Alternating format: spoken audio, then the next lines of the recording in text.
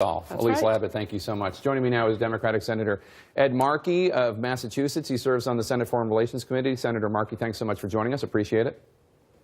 Thank you. Thanks for having me on. So are you concerned at all that the nation's European allies seem to be hearing two distinct and somewhat contradictory messages from the Trump administration when it comes to the EU and when it comes to NATO? Yeah, these distinct and different messages are very dangerous. Right now, the Russians are in violation of the Intermediate Nuclear Force Treaty. That threatens Europe. Right now, the Russians are have an incursion into the Ukraine. That threatens Europe. Right now, we know that Russians are trying to compromise the elections in France, in Germany, in the Netherlands. That is dangerous to Europe.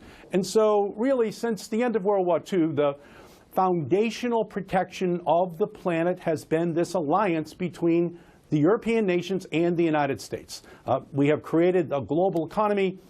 We have provided the policing for the planet as well. And the one ambition that Vladimir Putin would have is to break this relationship apart. That would be key to him, once again, from his perspective, being able to reassert a Russian role that is significant on our planet, and the only way to counter it is to keep the EU and the United States together on the same page. And these messages from Bannon, as opposed to other people in the Trump administration, just aim towards the undermining of that partnership. Let's talk about Mexico, if we can. As you know, Secretary of State Rex Tillerson and Homeland Security Secretary John Kelly will be arriving in Mexico later today. You recently returned from Mexico.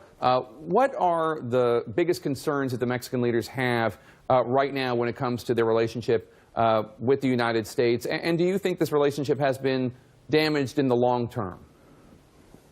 Without question, the Mexican leadership really does believe that the vilification of their country, of their police, of their army, of their negotiators, is something that has undermined the relationship between our two countries.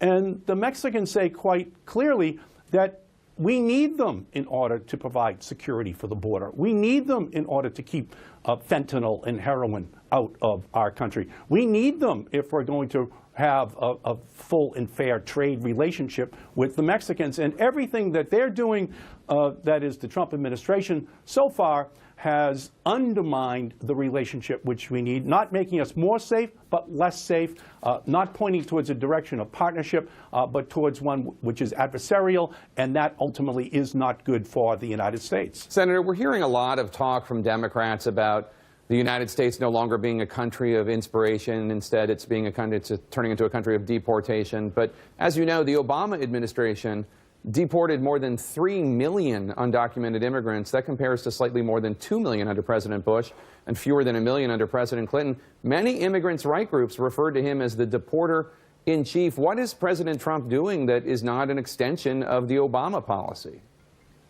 Well, it's very clear.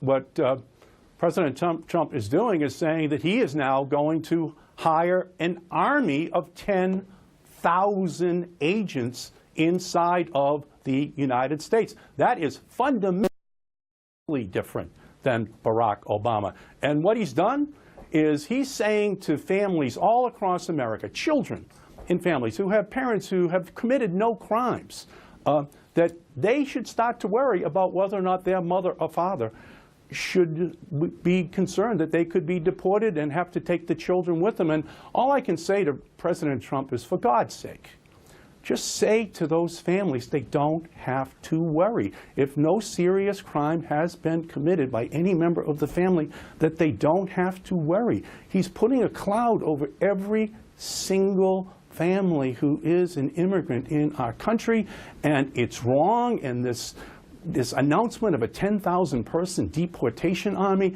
is just something that just harkens back to an era in our country's history that we really should not be revisiting, and only the President can now give comfort to these families from his heart. Please, Mr. President, tell them they don't have to worry. Senator Ed Markey, thank you so much. Appreciate your time, sir.